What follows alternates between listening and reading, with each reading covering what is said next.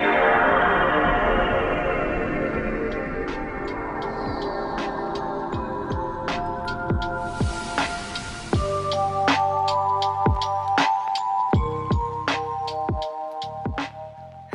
and welcome to Glitch Cube, we're a gaming podcast, and each week we take a deeper look into the art of video games. As always, I'm Christian.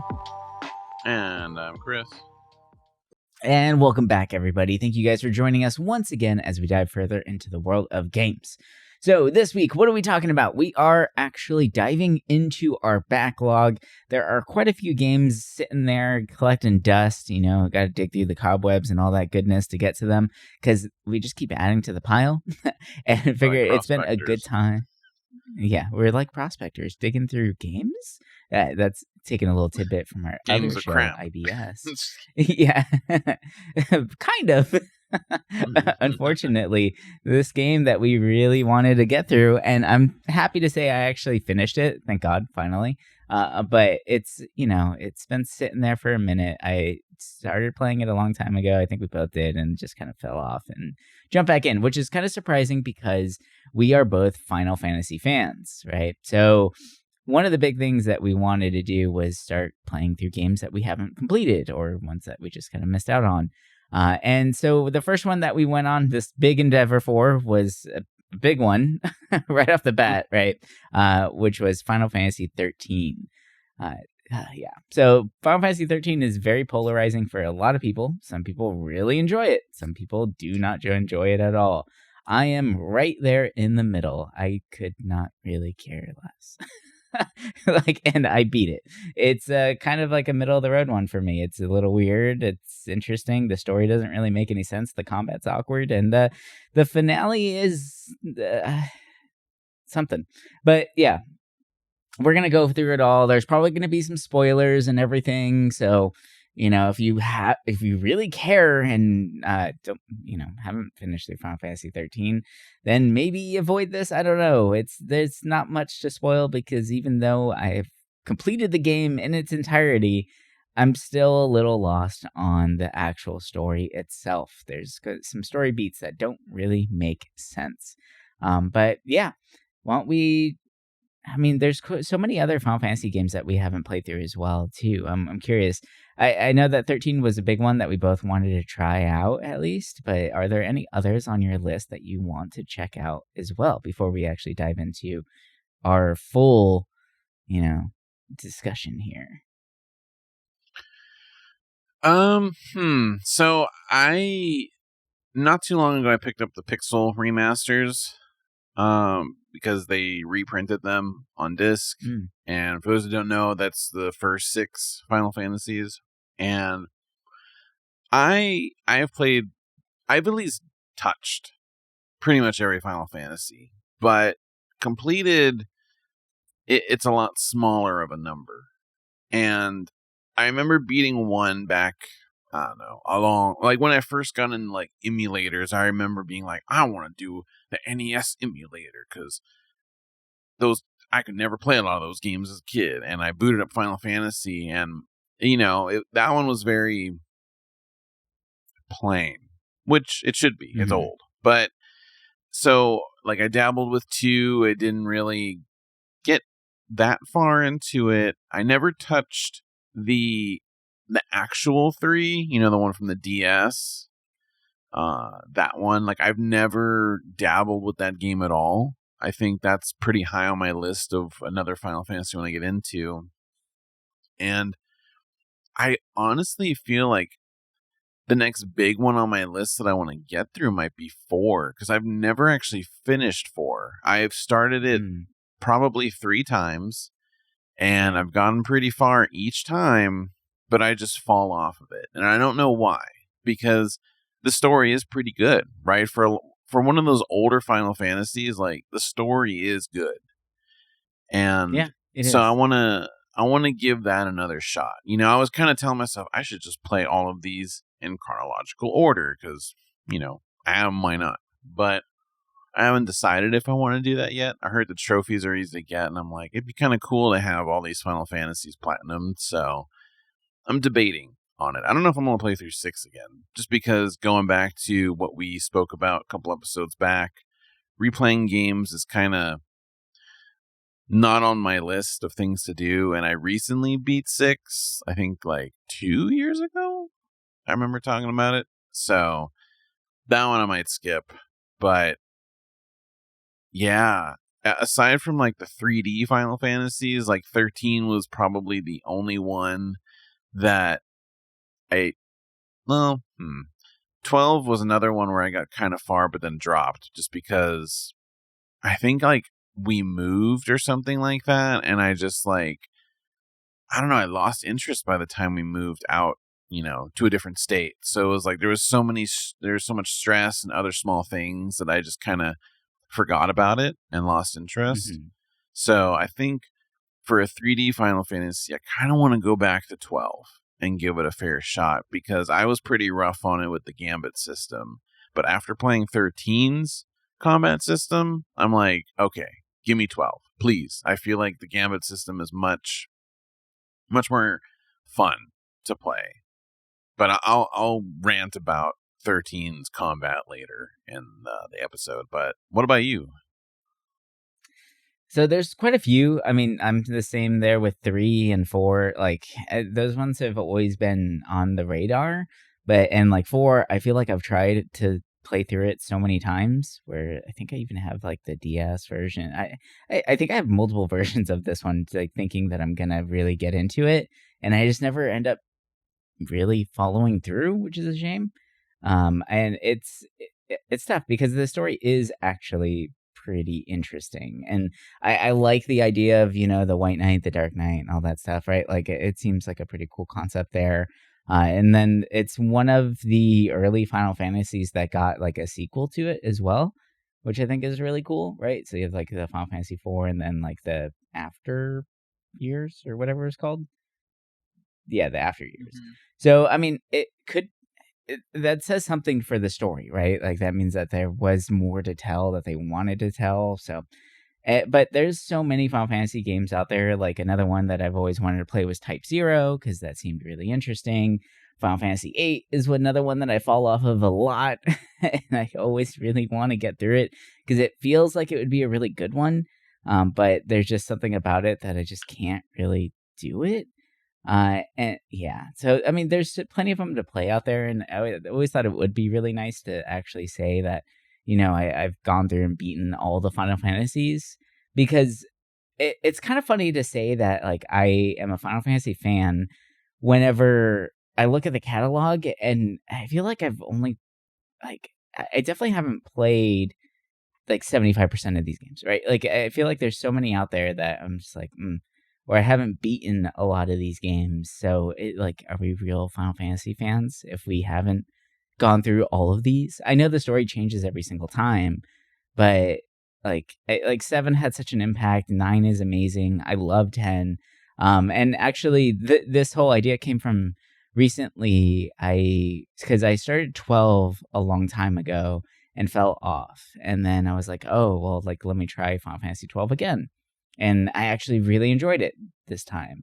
And ended up beating it. And I was like, oh, this was actually a really good game. And so maybe Final Fantasy 13 will follow that same suit. And oh boy, I was a little wrong. I mean, there were some good parts for Final Fantasy 13 that I actually enjoyed. But as a whole, there was a lot to get a little bit confused about, right?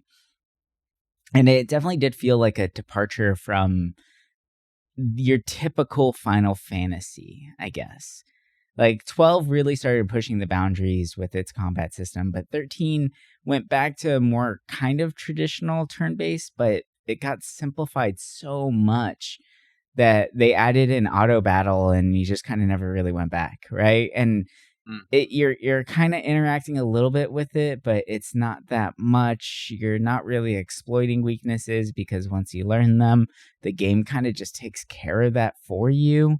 Like it almost feels like if Final Fantasy 13 had been released as like a mobile game, I know it's the dreaded words, then it might have been more interesting. But the fact that it was like a full release console game, it's not.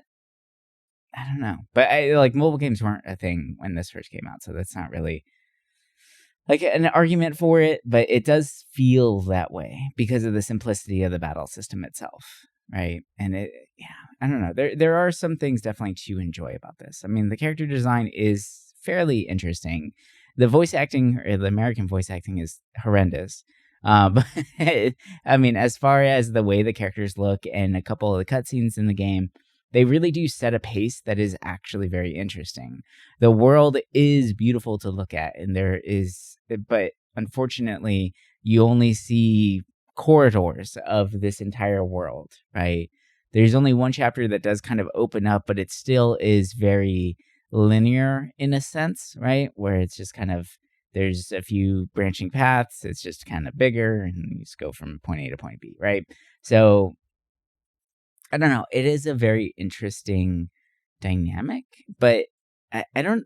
Another big thing that I've always been curious about too is, yeah, Final Fantasy 13 is very linear, but most of the games are, right? Like, you do get an open world that you get to kind of go to, but there's areas that you have to get to, right? Like, even in Final Fantasy 7, yeah, the world is open, but you're kind of going from point A to point B. Like, if you really want to explore, that's all just like side content that doesn't really, like, it's not necessary. But if you're just following the story, it's like go from this dungeon to this dungeon to this dungeon, and then final boss, right? Like, so I don't know if like the linear argument is too much. There's other things that I think are worth complaining about for this game. So, Well, yeah. so with a lot of, I would say like maybe, like you look at 7, right? That starts off very linear for the most part, and it opens up eventually, like pretty quickly. And all of them have their little like opening areas, but they usually open up to an open world fairly quickly. But the Mm-hmm. thing I think a lot of people don't realize when they complain about this corridor gameplay is that for I would say more than half the game, right? I mean, it's hard to say because chapter 11 is like half the game, but It the can other be, half of the yeah. game, it's you're running away, you're escaping. So like, why would you explore an open world when you're actively on the run? And Mm-hmm. every time I would look at, because I was interested to see what people said about it back then, and everyone was like, it's linear. They're just running down hallways straight line. And yes, I mean, maybe they could have expanded a little bit so it didn't feel like that. But at the end of the day, think about it. Like, they're being hunted. There has to be a straight path for them to get where they need to go. They can't. It's realistically, to me, accurate, because you're not going to dilly dally doing side quests, going off the beaten path when you're trying to run away. So, I Yeah. mean, in that aspect, I was like, oh, this kind of works. But it did get stale because there's just so many fights in these corridors. And I think my biggest complaint, and basically the reason why I didn't finish it, I know I didn't even get to mention this, but I didn't beat it. I'm in chapter 10, like basically about to finish it. And I don't know what it is. There were so many fights. I just kind of got sick of it. And the thing is, Mm-hmm. it's like, yeah, you can run around them, but you almost feel like you need to earn those points from the battles because you just want to level up. So I would always just do them. And I And feel like once I chapter 10 started, is so cramped, you actually can't run away. Like, that's the one area exactly, where it's like they're just stacked on top of each other. Where you walk into this really small corridor that it could take you 30 seconds to walk through, but it ends up taking you 15 minutes because of all the fights that are stacked inside there. And like, they are like wall to wall, right? Like, it's mobs of like 6 people that take the entire hallway. You're not getting past them unless you use like items to make it so that you can't be noticed and things like that. But like you said, you even need then, the experience though. Yeah.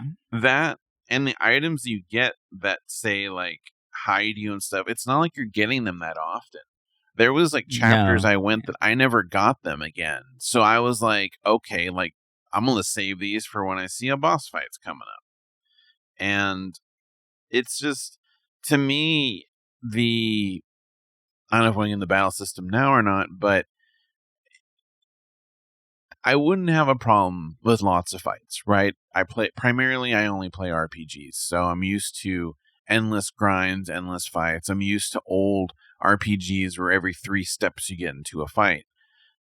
The battle system pretty much being like pick auto battle each time, just it sucked a lot of the interest out. And while I was playing this, I was playing the Lunar remaster, right? I beat the first one, got to the second one. On top of that, I've been playing some other RPGs kind of like here and there. And, they have their moments where it's just fight after fight after fight. But at least I'm able to pick my choices. I can change it up when I want to. And sure, you could do that in this game, but I feel like once you get a taste of the auto battle just being like one click button, hopefully they make the smart decisions. It's just faster and easier, especially if you're trying to do your paradigm shifts, right? Which for those that don't know, it's basically you're able to switch your classes with like the R1 button. Basically, you can, I think it's R1. I forgot. But you can automatically assign classes to your characters before the battle, and then they can switch to it. And I think Ravager was the one that if you do that shift, sometimes it'll be a full bar automatically if you're quick enough. So it would just be shifting to that, shifting back, shifting there. And after a while, I was like, what am I doing? Like, it just felt like I was trying to experience a story with battles tacked on, but like the battles would just drag on because you're so reliant on staggering these fools to do damage. And I was like, man, like it was a struggle to get where I got in the game. And I didn't mind the story. We'll get into the story in a little bit, but it's like the battles really sucked it out for me. Like it's weird. I love battles in RPGs, but this one, it just felt so brainless, even though like it felt like there could have been enough there to make it interesting if they just didn't rely on the auto stuff, because it just feels like you're going too slow when you're not using it. And yeah, I don't know. It's weird. There's quite a few things with the battle system that I wish was played up more, because once you found a system that worked, like there is actually, like, I don't know, from what I found out, for about 50% of the game, or probably all of it, if I just had done it from the beginning, like there's a set order that just works really well for every single fight. It doesn't matter what the fight is, it just worked out really well, right? So like every single fight I started in bully mode, which was Lightning was a commando, so she was just physical damage, and then I had Zaz and Veniel as my saboteur and synergist. So they were buffing and debuffing at the same time, and that's how I opened up every single fight. So the first thing that Zaz does is he casts haste on everybody, right? Like, because that's the auto. The auto is to do that, which is great, because haste is like a godsend in a game like this whenever things are going really slow. And as soon as I got enough buffs on there, I got some debuffs on the other guys, I just switched to what was called Relentless Assault, which was, Commando, Ravager, Ravager. So I had 2 magic people so they could stack the staggering system. The staggering system is like the whole game, and it does kind of like break things a little bit, because the numbers that you're able to do, like as far as damage wise goes, becomes kind of ridiculous, right? Where you just kind of like melt people, which is nice because, there's so many fights and everything. But whenever you're just doing the same thing over and over and over again for every single boss, and there's no like new gimmick or new fighting style that is necessary for things, like I got curious and started like looking at guides, just because I wanted to know what other people were doing, because I was going to try out like different styles. And I did, and like what they did was just made it harder. I was like, this just makes the fight so much harder, because now I have to like think about this stuff, when you can literally just keep it as buff, debuff, and then fill the stagger bar, and then rinse and repeat, right? And it worked for every single battle, whether it was a boss or not. Even the final boss, I did the same exact thing, and it was fine. Like, I didn't grind too crazy. I think I spent 2, maybe 3 hours grinding, and that was throughout the entire game. Like, I just kind of like took a moment and just like leveled up real quick, but like it was never anything like crazy. And just finding that system just made it even more mindless, where I was just kind of like running through. I just wanted to see the story beats, and I guess I could have just watched a video, but there is that whole thing in me. I was like, I need to beat this finally to say that I did. Because the last time I played this, whenever I first came out, I actually made it all the way to the final chapter. I made it to chapter 13, and then I just stopped. I just stopped playing. I don't know what it was, but there's something that just made me say, I'm good. And I kind of get it now, because as soon as I hit chapter 13, I was like, is this over yet? Right? But I was like, you know what? Like, I think I only have like an hour left. Let me just power through. And I did, which is nice. But yeah, that battle system really did kind of take away from the excitement. And, the most RPGs do have like a rinse and repeat. You do fall into a rhythm. But for some fights, you do kind of have to like learn interesting things, right? And I think that is, and like try out different stuff to make the fights work. So yeah, it's kind of a weird one, and still on the fence about that battle system. Doesn't really make sense. And then the level up system. Oh my god, that system is so. Ugh. I hate that level up system. I love a good level up system. That's like one of my favorite parts of RPGs, is an interesting level up system. And Final Fantasy 13 has such a boring one, where it becomes so insane. Like, they really do expect you to grind like crazy. Like, at the end, right? So basically the way it is, it's multiple nodes, okay? And you need to pump in combat points, which you get at the end of each battle in order to get to the next node, right? So it could be, 300 points to fill up a node, and you get that new ability. It's great, right?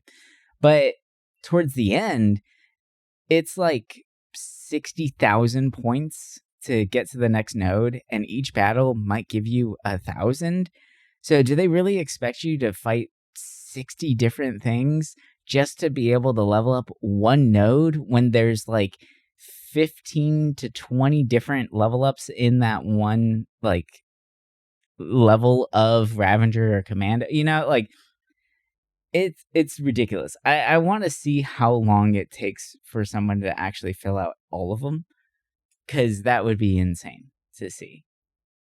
Like, yeah. And they bottleneck you because, pretty far into the game you get secondary roles, which just means every class opens up to you, but those classes all take like double the amount of points. And yeah, I get it. It's because, if you really want to play these different builds, you'll do it. But I mean, for the most part, every class, the first 3 roles you get, they're good enough, right? I mean, some characters I only did 2 of the 3 that they would do, and I was happy with that. But it's just, I don't know. It felt like they wanted you to pick one type, maybe 2, and that was it.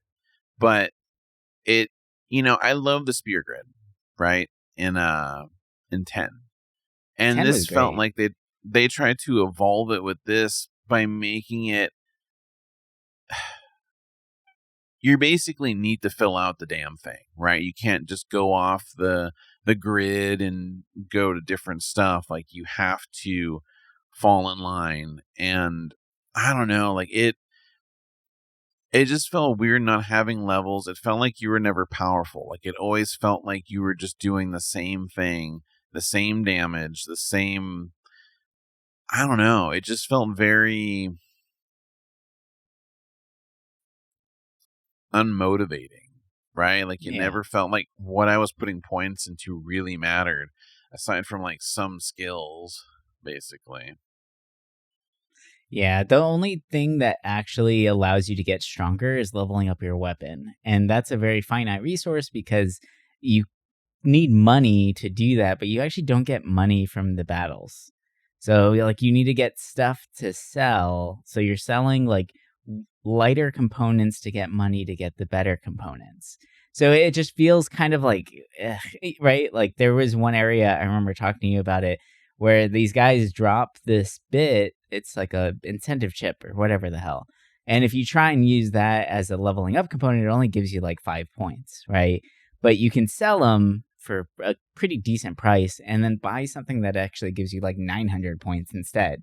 And like, so it's one of those where you have to kind of like play the system and kind of cheat it a little bit and really know it backwards and forwards in order to actually level up your weapons to a decent level. And even then, you never feel like you actually, like those points are actually doing much. The only time you ever feel it is if the enemy is staggered, and then you can actually see like weapon damage, right? Like actual substantial growth in your weapon damage. Besides that, you're only hitting for like 5,000 or not, like 500 to like 3,000 sometimes for a hit, right? But then when you stagger, it's like upwards in the 20,000-30,000s, and you're like, oh, okay, I'm actually doing something, right? Like, so it is just a weird system. But maybe let's jump into the story. Like, this is definitely a weird one. You can tell that someone who is involved in Kingdom Hearts had their hands in this one, which they did, right? One of the character designers for Final Fantasy 13, Tetsuya Nomura, he played a role in Final Fantasy 13, but he's also designed for Final Fantasy 10, 6, and 15 as well. But definitely Kingdom Hearts. Those are his big guys right there. But like you can see his design aesthetic. The bouncer as well. I forgot about that one. Yeah. You can see his design aesthetic in here, right? Like, but it's a little lighter. But the story itself feels like I'm playing a really confusing Kingdom Hearts game when it's a Final Fantasy game, because there is a lot of weird shit going on that doesn't really make a lot of sense. And that ending did not make sense at all.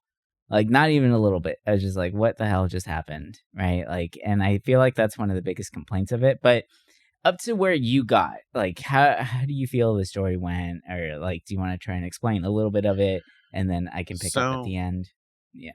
One thing I wanted to bring up too real quick, because I meant to say this earlier, was I think the big reason why a lot of people were disappointed in this, and I also see this part of the story is that where a lot of people were disappointed by it, is that the PS360 generation was so void of RPGs, right? That people call the Dark Ages, basically. And yes, the 360 had a lot of great ones, but people, on the PlayStation, they were looking at Final Fantasy 13 as being the savior, right? The one that's going to bring it back, and it just fell flat.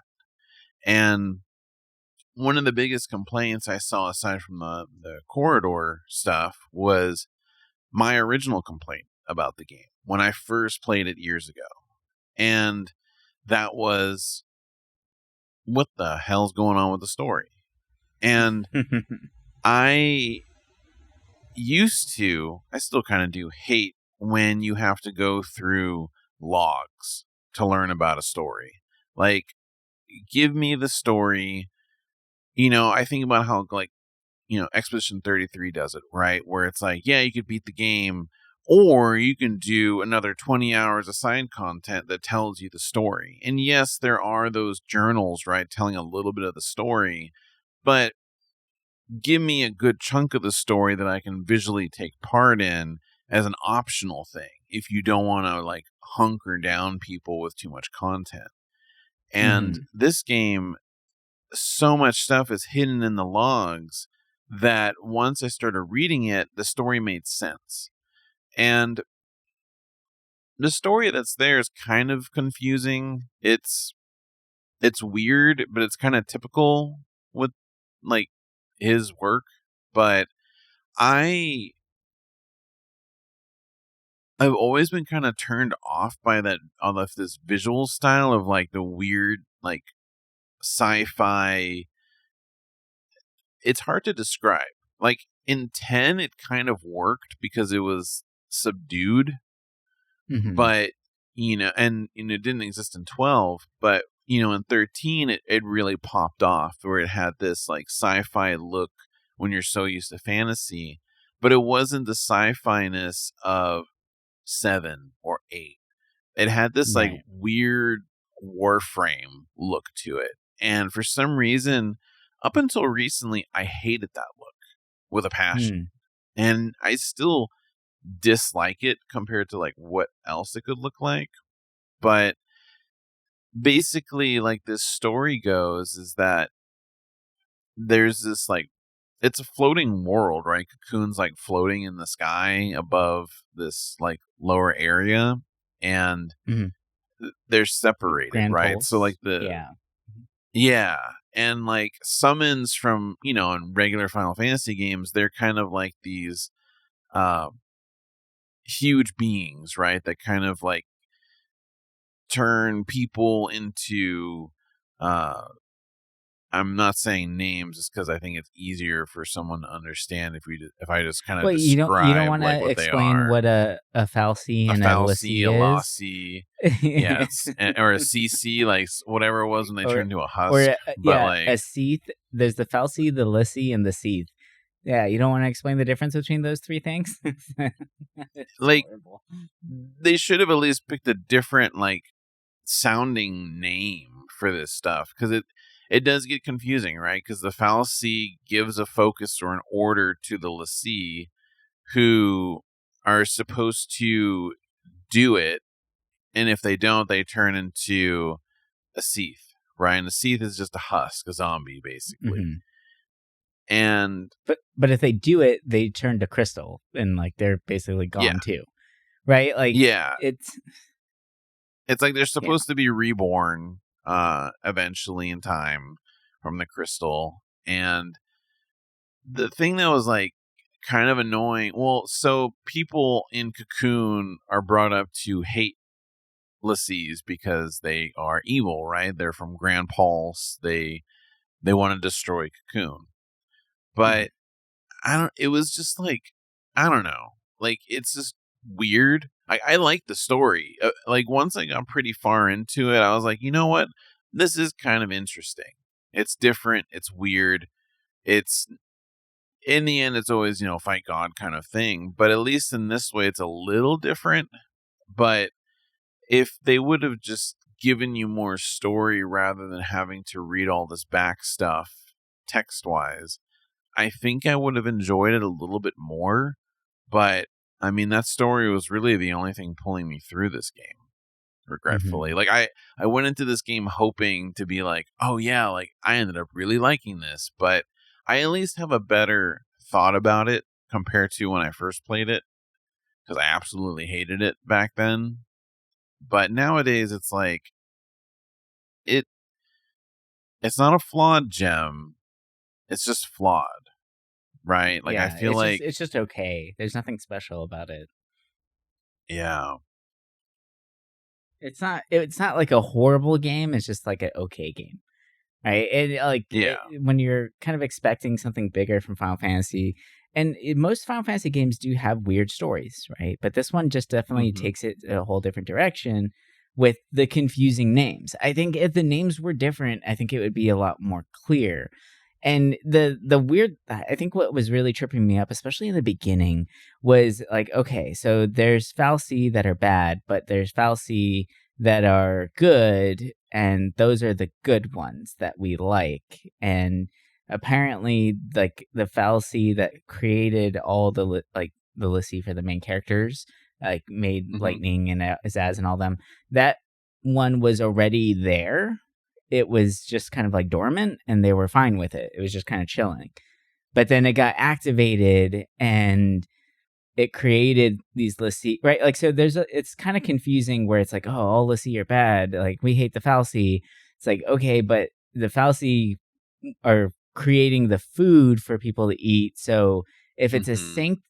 then there's a whole nother level now where there's sanctum fal'Cie, which are okay. They're the good ones, right? So that part I was like, what the hell is going on, right? Like none of that really made any sense. But I think it's mainly the name convention. But then you get into the actual like core of the game. Like, what is the driving focus, right?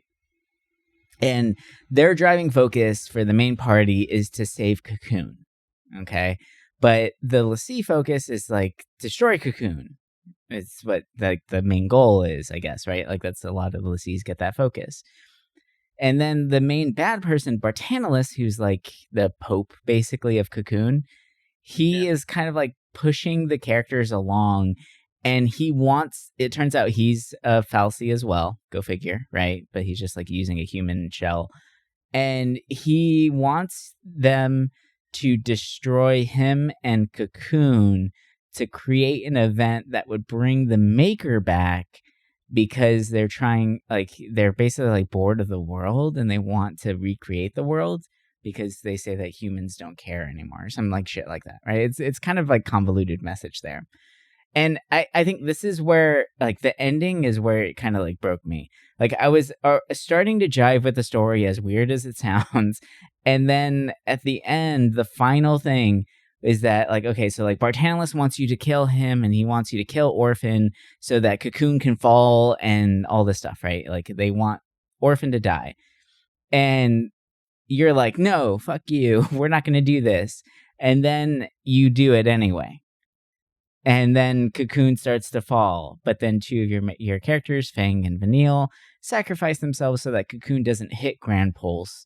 It's suspended in air, right? And like that's kind of their way of doing it, but not doing it. So they completed their focus so that they don't become Seath, but then at the same time they're able to save Cocoon, right? And it's this whole thing with like there's Ragnarok in there too, where it's like, oh, we don't want to become Ragnarok because he told us to, but then they end up becoming Ragnarok anyway because they wanted to, right? Like it's all kinds of just like, oh, we're not going to do it because you told us to do it. We're going to do it because we want to do it. And it's like, come on, man. You know, so there's a lot of that just didn't really make any sense in the end. And I know that's a big complaint. And apparently that's another big complaint for Final Fantasy 13-2 as well, where it's like 13-2 gets freaking weirder. I started it, and it's another one of those where it's like, this feels like it's going to be a drag. But like it kind of erases everything that happened in 13 and says, oh, but what about time travel? You know, it's like, oh God, like and time paradoxes and all this shit. So like it gets weirder there. But yeah, I think the biggest thing, my biggest complaint about Final Fantasy 13 is the ending of, you're going to do this because I told you to. No. And then they do it anyway. And I'm like, oh, what happened? So it's just one of those weird things that it didn't really hit hard like the way I think it was supposed to. I'm sure there's like some really big hidden message there that I'm missing or something. I don't know, but I don't think so. Like, It not to doesn't be a feel like it. downer, but I'm like, it just sounds like the typical Kingdom Hearts kind of thing where there's just so many ideas kind of thrown in there. And I think if this game would have done the story a little bit differently, it would have been a little more interesting. But it is weird compared to,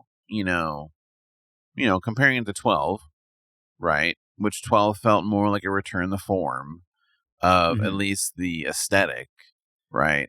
And then obviously 15 after had Road Trip Boys. Yeah. Road Trip Boys. It kind of had the same aesthetic, but differently. Well, it's the same. But 15 was also same character designer. He was involved in 15. So, and you can see it, but for some reason 15, it just kind of worked. I don't know. I think because it wasn't convoluted. But kind of the problem, but 15 was weird because a lot of the story was explained in like other, like outside of the game, right? Like you had to watch the Kingsglaive or whatever movie, and then you had to read this story, and you had to do all this, and then you have DLC for every main character, and they had the 2D game as well. There's the Kingsglaive game too. Oh yeah. It was just a lot, so it's like they learned like, oh, people don't want to read. Let's do all this kind of media and we can make money on it. So, I mean, when you look at how Square is now, I feel like a lot of people blame 13 as kind of the downfall, right? Where Square Enix kind of changed how Final Fantasies are. And I mean, people aren't wrong. 13 did change a lot to the system, right? It took the good of 10, but then added all this stuff to it. And I think Final Fantasy as a franchise, in order to do better again, it needs to go back to its roots a bit. And I've been noticing people think like the next mainline Final Fantasy will be a return the form, right? Turn-based, stuff like that. But I don't know, like it's rare for me to just kind of give up on a game, especially when I put in that many hours. But as I'm getting older, I'm telling myself I don't need to beat a game if I'm not enjoying it, right? Like, Right. why make myself hate a game just because I'm pushing through it when I could leave and be kind of like okay with it? And that's kind of where this game was getting, right? Where it was like towards the end, every time I turned it on, I'm like, okay, let's see how far we get now. And right at the end, I was like, I need to put this down because I'm not enjoying it. And these are hours that I could be, at least gaming wise, I could play something else, right? There's so many big RPGs that I still haven't played. Well, kind of. But ones that have been on my list, I guess, and they're respected more. So I'm like, I got my fill of 13. I know what happens, everything about it. It's time for me to put my hours into something a little more meaningful. But I will say that 13, I don't think it deserves all the hate it got. Like, it wasn't terrible. It just was... It was an experiment that I found not interesting enough. And I've looked at what people who praise it say, and I kind of get it, but I'm also just not a fan of the style. And everyone I've seen that likes 13 likes the aesthetic. And I don't know. If they remade the game, like some people think they're going to make a remake of it, sure. I would hope they change the battle system, but I also feel like because that system stood out so much, they would just bring it back. But I don't know. I know there's people out there that are like, oh, we should try to give 13 another chance. And it's like, I think if they fixed it up and cleaned it. They made 13-2 and they made Lightning Returns. They kept trying to make 13 a thing, and it just never really stuck. Like, Lightning was never... Like, she's an interesting character, but I don't think that Lightning will ever... not really, I guess. Like, she was very one note. But, like, that's another thing, too, is, like, a lot of these characters are very one note, right? Like, they have one motivation. Hope was hopelessly annoying. Like, it was really bad. But, like, they did give this a shot. They gave it 3 shots, and I think... Yeah, and I remember back in the day, like, they really tried to make this game, like, something. I remember, like, you'd hear something Final Fantasy, and then it'd be, oh, it's more 13 stuff. And it's just, even, like, years after it, when you heard Final Fantasy, up until 15 came out, it was always just, you'd hear about lightning this, lightning that, and I'm just like, these guys are really trying to make this game, like, something that it's not. Right. And, I don't know.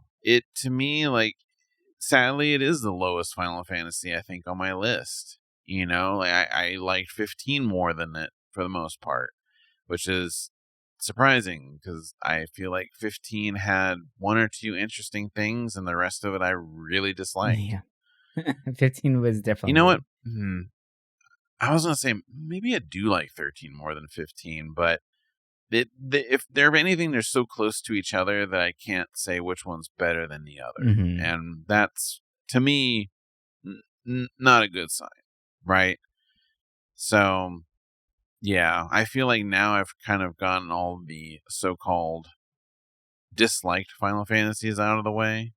I know a lot of people seem to hate 2 also just because it's a different battle system. I personally like that system, so I'm looking forward to going to that one day. But yeah, I've been needing a palate cleanser after this, and I've been really addicted to fantasy life, so that's been kind of a nice there you go.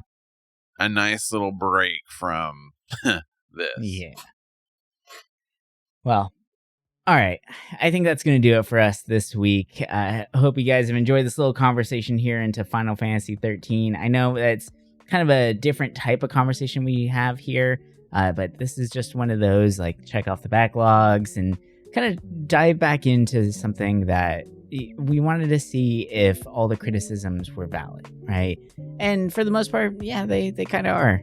It's an interesting title for sure. It's an interesting, like, a departure for the Final Fantasy series, and you can see the, like, growth to where we are starting from 13. Like, it definitely wanted to go more actiony and a little more flashy, and that's where we're at now. It would be nice to see something a little bit more classic, that isn't just a remake or a remaster, like an actual, like, the next Final Fantasy. But we'll see what happens in the future, and we're just going to keep plugging away at this backlog as well and just kind of see what happens. But we'll talk to you guys next week with some more games and all that good stuff. But until then, bye for now.